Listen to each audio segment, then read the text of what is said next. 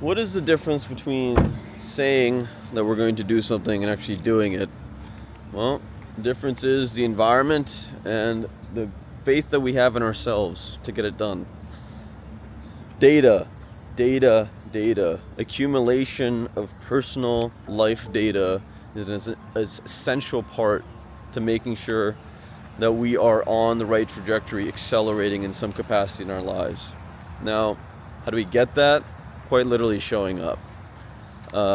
It is said that if you can go to the gym consistently and build your muscles and do whatever you need to do, that you're probably going to be a decent business person. For the reason that if you can show up consistently, that is 80% of the battle, my friend. Now, how do you make sure that showing up consistently actually amounts to something? Actually changes the circumstance? That comes with consistent growth. Actually trying to make it a little bit better every day. How we doing? Good. And so how do you do that? How do you analyze your results and make sure that you are actually improving? Well, a lot of it is going to come down to the little mechanical things that we build out in our lives. In terms of what I talk to the interns in particular about and how I approach my own development, a lot of the actual scheduling, making sure that there's an ideal time to do something and trying to hit that period as best we can. And when we do, over a period of time, reanalyzing, reassessing if that period really is the best. For instance, I talk about reading books. I talk about reading books a lot because I believe it changes your life. It changes the outlook that we have on things. And the reality is, a lot of people think that they don't have the time to read books. And I say, okay, well, what if your goal was to read 1 page a day? That shouldn't be too difficult. Then okay, the next step is, what is the ideal time of day to read that page? Now, nailing literally a time to an activity will at least get us in the ballpark of doing that thing. When we nail it, when we actually do that activity consistently for about 3 days, we're gonna immediately start feeling different, seeing results for these things. So I say this to you simply because a lot of people do not have an understanding of what their hours are worth. Meaning that if we do not know that in 1 hour we could accomplish this array of tasks, if we don't even go out of the way to try to do that and to try to set aside the time and set aside the intention, then whenever we are in an opportunity to waste that hour or to use that hour for something else, we may very superfluously use our time. And that to me is one of the biggest indicators of success and actual prowess in life, is how much people value their time. In the past, I used to think very sternly about people not wanting to spend their time with me.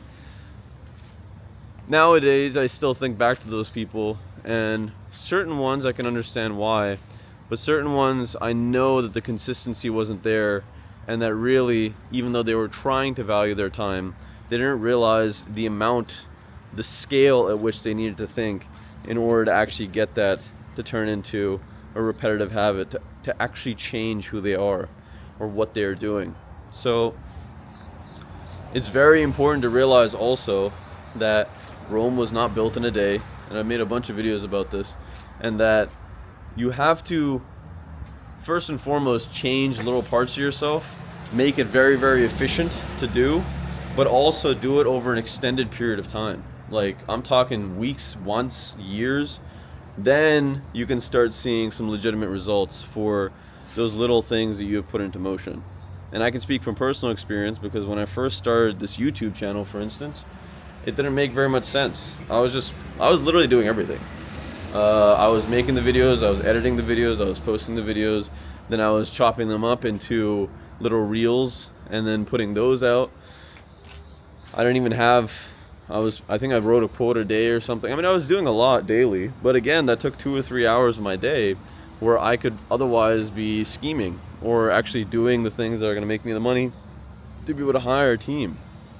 So as time evolved, as that changed, and as I began to understand that the quality of these videos comes down to the quality of information that I have, I started spending more of my time reading and started spending more of my time on working and understanding leadership and management and finance. And now, as I continue to grow, I realize that there's little things, little nuances that are actually very, very beneficial for not only me, but hopefully some of the people that need that information. And it's made a big difference. So I say this with the intention of hopefully making you more useful to the people around you. That is the beauty of trying to actualize our potential in life. At the end of the day, if we do not spend the time to care about what we're doing, then probably we're not going to care about other people's time. And that means we cannot give pertinent information to make their time more efficient. Furthermore, what does it mean? What is the difference between saying you're going to do something and doing something? The difference is also having the tools. So I think a lot of people are forgetting that, for instance, if you're taking up a new hobby, if it's something that you are really interested in and passionate about, the fallacy that you will somehow change that in your life without having the tools, without having the environment, without having the time or the resources, that, my friend, is going to limit you tremendously. I always say, if you're going to start something, start it.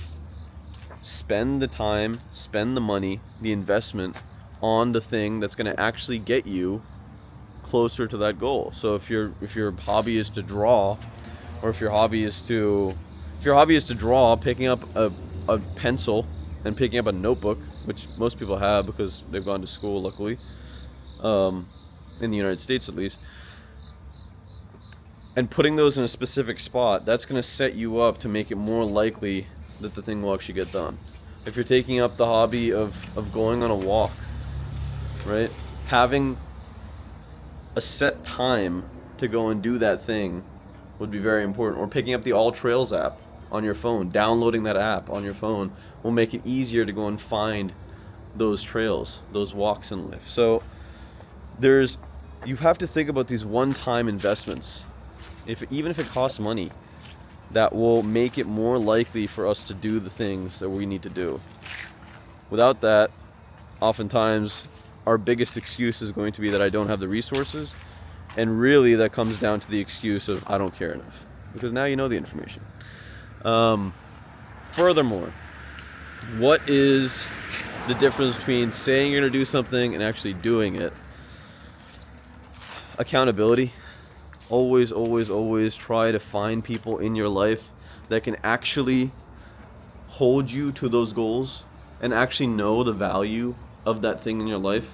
So I've talked about accountability in the past. I wanted to elaborate a little bit more on the types of people, the types of circumstances that will lead best to us actually feeling supported. So Simon Sinek is one of my role models in terms of leadership, and I'm not sure how good of a businessman he is, but he seems to be doing very well in terms of marketing himself. So I assume that capitulates into a decent amount of income coming in. Also, he talks a lot about culture, which is a soft spot for me because I consider myself a cultural engineer to a degree, someone that actually participates in forming that culture and manipulating it to hopefully make it more efficient for everyone in it. He says that the job of a friend is to sit with someone in the mud when they're having a hard time. Now, when it comes down to accountability partners, what I've come to realize as someone that is holding some people accountable in my life is there is a large part of accountability that is compassion. And that it's not just about being that hard-ass coach and being consistent about it, but it's also about understanding that life is long and that there's a lot of little factors that need to come into play in order to make a lasting change. So when it comes down to accountability, I tend to be right in the middle. Something like, okay, what are your goals? What are your expectations? I need to parse out where my life is, where what I'm trying to do is, and I need to understand what they're trying to do and where they're at in life, and make sure that I integrate their conceptions and their goals and whatever else into the way that I speak about accountability. Because the worst thing is that you're a super hard ass to someone and they really just needed a hug, and the hug would have gone a long way. So I say this to you because either a lot of accountability partners in general tend to either be too soft, meaning that if they see an excuse that's an excuse, they don't call it out because they want to be nice to you, or they tend to be a little too harsh in that when something is a legitimate issue or something legitimately concerning has come up, that they dismiss it. So the key, I believe, is to find someone that's capable of doing both. And good friends can be that person, but what I've realized is that people that are trying to build an initiative with you in some capacity, or trying to build something with you, they tend to be better accountability partners because they are slightly disconnected from your personal life. So, food for thought. Hopefully you found this interesting. If you did, made it all the way to the end, smash that like button, it helps a lot. Subscribe, and as always, my friend, actualize your potential catalyst. This world needs you. Take care of yourself. See you on the flip.